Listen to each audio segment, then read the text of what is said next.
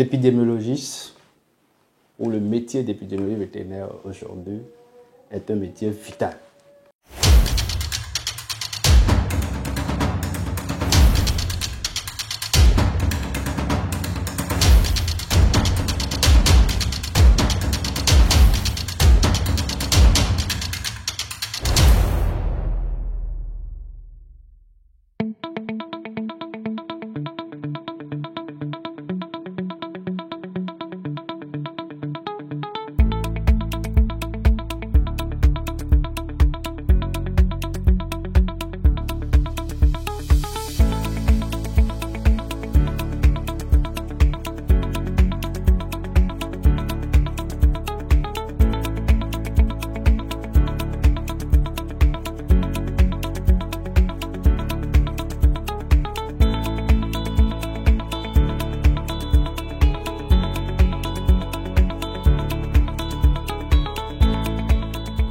Un épidémiologiste de terrain, c'est un travail de terrain. Donc ce n'est pas quelqu'un qui est au bureau, qui est dans le cabinet. C'est quelqu'un qui est reconnu pour être dans les élevages, dans les exploitations, dans les marchés à bétail, généralement, et dans les unités de production, afin d'étudier tous les facteurs, les déterminants de la santé. Alors donc, c'est aussi un acteur très impliqué dans l'approche Une seule santé. Aujourd'hui, comme vous le savez, les menaces sanitaires, notamment les maladies qui sont transmissibles à l'homme, les menaces au niveau du climat, la somme de ces menaces pèse aujourd'hui donc sur la santé. Et le vétérinaire épidémiologiste s'invite comme un acteur crucial, d'accord, dans l'approche Une seule santé. Il faut dire aussi que c'est un acteur très important en termes d'enquête. Je parlais tantôt de l'investigation parce que c'est un enquêteur qui est habilité à collecter des données sanitaires, les analyser, tirer donc des conclusions, faire des hypothèses, tirer des conclusions et mettre à la disposition des décideurs des recommandations pour orienter donc les décisions. Il y a aussi l'élaboration des stratégies et des programmes de contrôle. Aujourd'hui, pour mettre en place un bon système de contrôle des maladies, il faut nécessairement l'intervention donc des épidémiologistes. Et aussi, ils sont dans le conseil. C'est un acteur important dans le conseil en appui et la communication, la gestion des risques sanitaires.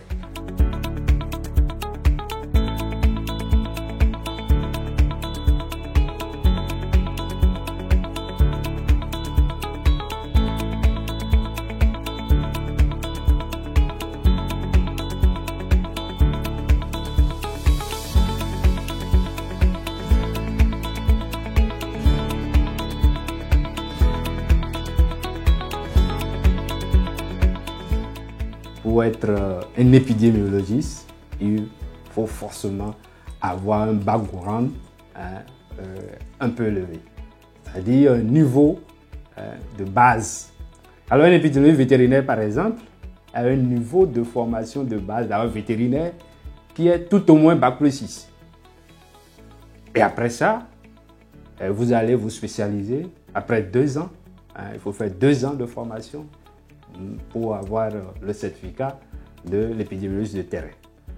Et bien si ce n'est pas ça, aujourd'hui avec le système LMD, après votre licence, vous pouvez vous inscrire en Master 2 pour avoir donc en épidémiologie pour devenir épidémiologiste. Ou bien vous avez le PhD, mais il faut avoir un niveau fondamental, un niveau de début. Alors donc, vous avez dit quels sont les principes. Quand vous voyez le niveau qui requérit déjà pour pouvoir postuler à l'épidémiologie de terrain, vous pouvez comprendre qu'il y a de la rigueur.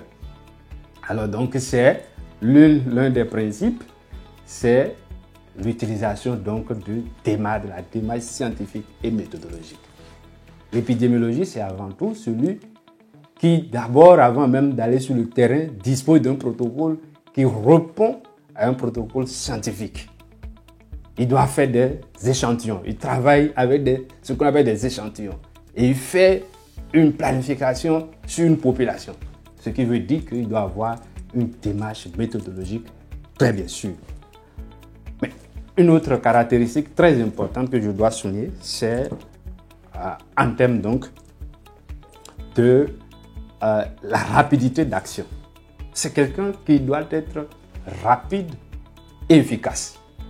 Il doit se déployer rapidement sur le terrain et rapide donc dans la détection des problèmes et dans la proposition donc des solutions ou bien des recommandations.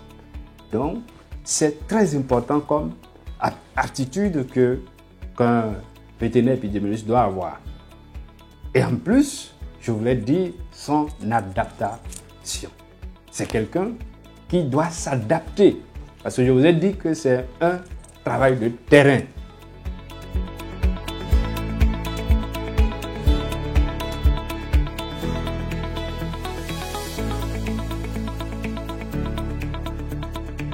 Dans tout métier, il y a des difficultés, il y a des défis auxquels il faut faire face. Surtout encore que nous vivons aujourd'hui dans un monde beaucoup plus complexe avec les réalités socio-économiques, d'accord? Et je vais essayer donc d'énumérer quelques défis. En premier, il faut donc dire que nous avons comme défi les questions liées aux moyens, notamment les moyens financiers et logistiques. C'est l'un des défis. Parce que je vous ai dit, lorsqu'il y a par exemple un foyer qui s'éclate, peut-être dans un village très lointain, il faut que l'épidémiologie se déploie dans les 72 heures. Et là, il lui faut des moyens logistiques, en termes donc de moyens roulants, en termes donc de moyens financiers pour prendre en charge tout le dispositif logistique qui est déployé. Et donc, souvent, c'est un des défis liés au métier. L'autre défi qui est important, c'est la ressource humaine. La ressource humaine parce que, comme vous savez, il faut avoir un nombre important d'épidémiologistes qui connaissent la matière et qui peuvent vraiment aller faire des investigations lorsqu'il va y avoir donc de foyers. Donc, l'un des défis auxquels on est confronté aussi, c'est d'avoir le personnel requis, compétent pour pouvoir travailler. Il y a une chose que je pourrais ajouter, et ça, je vous ai dit que c'est un métier d'enquêteur. Et donc, parfois, vous êtes confronté au défi donc, de la sensibilisation donc, de la communauté. La communauté, peut-être des éleveurs qui vont vous recevoir, peut bloquer, peut refuser par exemple l'accès à son exploitation. Donc, c'est des défis parce que les chances parfois sont ignorants de ce que vous faites et qui ne savent pas que ça contribue à la protection non seulement de son exploitation, mais aussi des exploitations qui sont des fermes qui sont autour donc, de lui.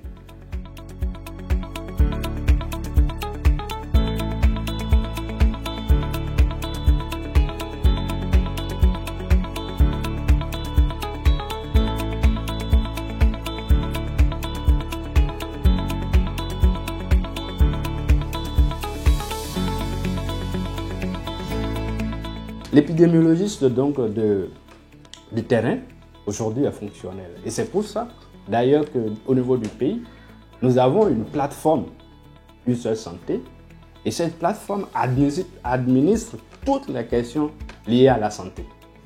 D'accord? Que ce soit la santé animale, la santé humaine, la santé environnementale. Notamment la composante des zoonoses, c'est-à-dire les maladies transmissibles à l'homme par les animaux. D'accord? Et cette plateforme abrite des commissions qui sont animées par des épidémiologistes. Vous avez la FAO, d'accord, qui a développé un programme de formation des vétérinaires en épidémiologie de terrain. Et ce programme permet aujourd'hui que les vétérinaires au niveau 1 soient formés.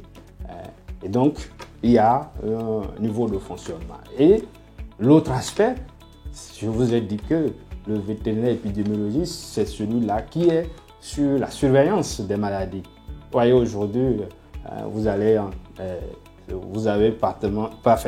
certainement entendu parler, par exemple, de la peste porcine africaine, vous avez entendu parler de la peste des petits ruminants, d'accord, qui sont des maladies qui émergent au niveau donc des animaux. Alors, toutes ces maladies sont surveillées aujourd'hui et c'est les épidémiologistes qui sont à la base donc de cette surveillance-là. L'ordre régit tous les tests, d'accord, qui encadrent la déontologie et l'éthique de la profession vétérinaire.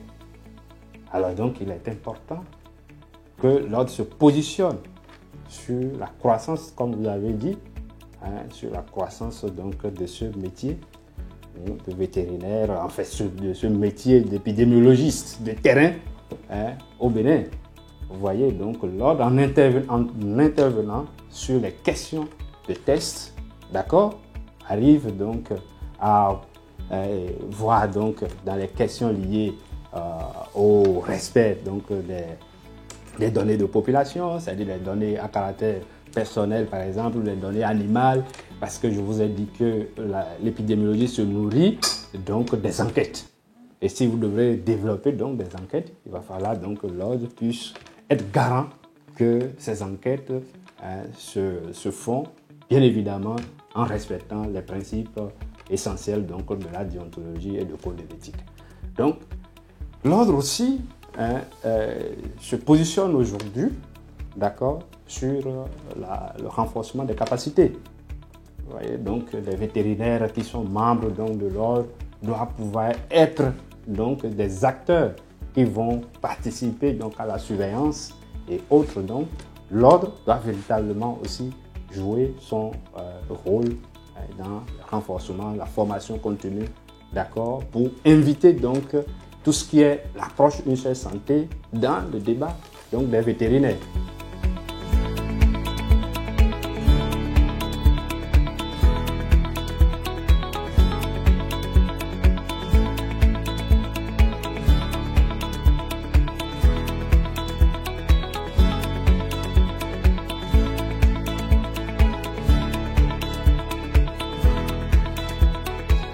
L'épidémiologiste ou le métier d'épidémiologie vétérinaire aujourd'hui est un métier vital pour le Bénin.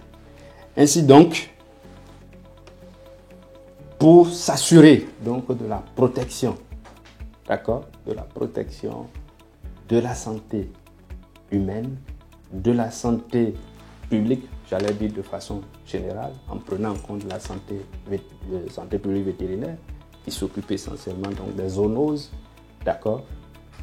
L'épidémiologiste vétérinaire s'invite comme un acteur crucial, d'accord, de la protection de la santé publique et du développement économique.